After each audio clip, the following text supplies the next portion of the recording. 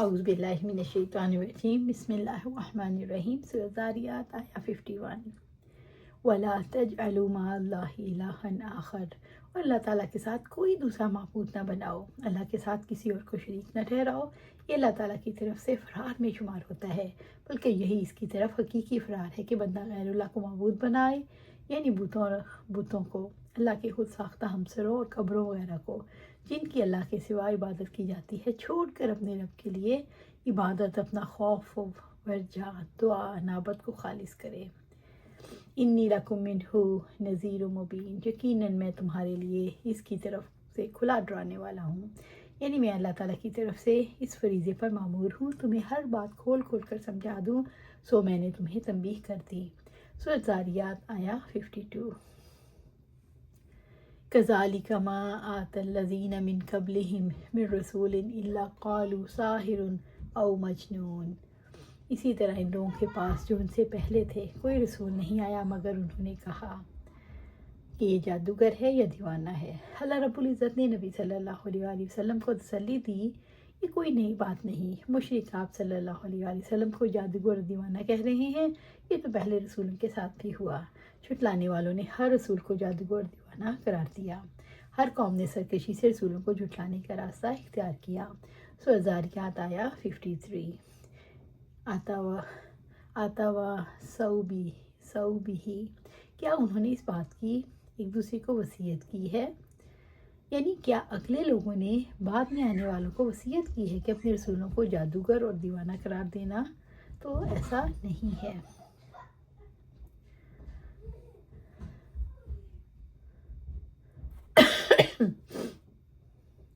بل ہم قوم طاغون، بلکہ وہ سرکش لوگ ہیں۔ اصل بات یہ ہے کہ ان کا سرکشی پر اتحاد ہے جو کہ کفر میں حد سے گزر جانا ہے۔ اسی طرح اللہ سبحانہ تعالیٰ سورۃ بقرہ میں فرماتے ہیں، اور جو لوگ علم نہیں رکھتے انہوں نے کہا کہ اللہ تعالیٰ خود ہم سے بات کیوں نہیں کرتا، یا ہمارے پاس کوئی نشانی کیوں نہیں آتی۔ اسی طرح ان کی بات کی طرح ان لوگوں نے کہا جو ان سے پہلے تھے، ان سب کے دل ایک جیسے ہو گئے۔ یقیناً ہم نے آیتیں صاف صاف بیان کر دی ہیں ان لوگوں کے لیے جو یقین کرتے ہیں۔ سورۃ بقرہ آیہ 118۔ پہلے اور بعد میں آنے والے لوگوں کے دل ایک ہیں، اس لیے کہ ان کے معاملات بھی ایک جیسے ہیں۔ اے نبی صلی اللہ علیہ وسلم ان کی پرواہ نہ کریں، انہیں نصیحت کرتے رہیں۔ قوموں کے درمیان سمجھوتا اس لیے محسوس ہوتا ہے کہ لوگوں کے دل ملتے جلتے ہیں اور ان کے طور طریقے ملتے جلتے ہیں، اسی وجہ سے پہلے لوگوں اور بعد میں آنے والوں کی بات ایک ہو گئی۔ سورۃ الذاریات آیہ 54۔ فَتَوَلَّ عَنْهُمْ فَمَا أَنْتَ بِمَلُومٍ، آپ ان سے منہ موڑیں کہ آپ ہرگز ملامت کیے ہوئے نہیں۔ اصحاب رسول صلی اللہ علیہ وسلم پر یہ آیت فَتَوَلَّ، آپ ان سے منہ موڑے، بہت گراں گزری۔ انہوں نے سمجھا اب وحی کا سلسلہ منقطع ہو جائے گا اور اللہ کا عذاب آ جائے گا، تو اللہ نے آیت نازل فرمائی وَذَكِّرْ فَإِنَّ الذِّكْرَىٰ تَنفَعُ الْمُؤْمِنِينَ، اور نصیحت کریں، یقیناً نصیحت ایمان والے کو فائدہ دیتی ہے۔ رب العزت نے آپ صلی اللہ علیہ وسلم کو جھٹلانے والے کے بارے میں حکم دیا فَتَوَلَّ، آپ ان سے منہ موڑیں، آپ صلی اللہ علیہ وسلم ان کی پرواہ نہ کریں، ان سے منہ موڑ لیں، یعنی اپنے معاملات کی طرف توجہ دیں۔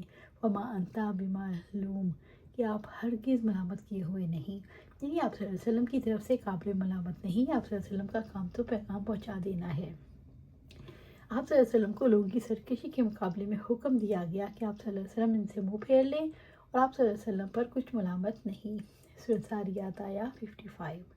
وذکر، اور نصیحت کریں، قرآن مجید نصیحت کے لیے ہے، وہ ان کے عمل میں اضافہ کرتی ہے، وہ مومنوں کے دلوں کو فائدہ دیتی ہے۔ تذکیر کی دو اقسام ہیں، ایسے امور کی تذکیر جن کی تفصیل کی جاتی ہے، فطرت اور عقل کے ذریعے سے سمجھ آتی ہے، اور دوسری تذکیر جو اہل ایمان کو معلوم ہے مگر غفلت اور مدہوشی نے انہیں ڈھانپ رکھا ہے، یعنی ایک تو وہ جو بالکل مومن نہیں، جن کو پتہ ہی نہیں، ان کو اٹھایا جائے اور دین کی طرف لایا جائے، اور ایک وہ ہے جو غفلت میں پڑے ہوئے ہیں۔ دونوں کے لیے تذکیر، نصیحت اچھی ہے۔ فَإِنَّ الذِّكْرَىٰ تَنفَعُ الْمُؤْمِنِينَ، یقیناً نصیحت ایمان والوں کو فائدہ دیتی ہے، یعنی آپ صلی اللہ علیہ وسلم کا کام نصیحت کرنا ہے، اور نصیحت مومنوں کو فائدہ دیتی ہے۔ جس میں نصیحت قبول کرنے کی استطاعت نہ ہو اس کو نصیحت فائدہ نہیں دیتی۔ ایسے لوگوں کے پاس اگر ساری نشانیاں بھی آ جائیں تو بھی وہ ایمان نہیں لائیں گے۔ اللہ سبحانہ تعالیٰ سے دعا ہے قرآن و سنت پر عمل کرنے کی توفیق دے، اس پر جمع دے، اور جنت الفردوس کے اعلیٰ مقام پر اپنے پاس گھر عطا فرمائے، آمین یا رب العالمین۔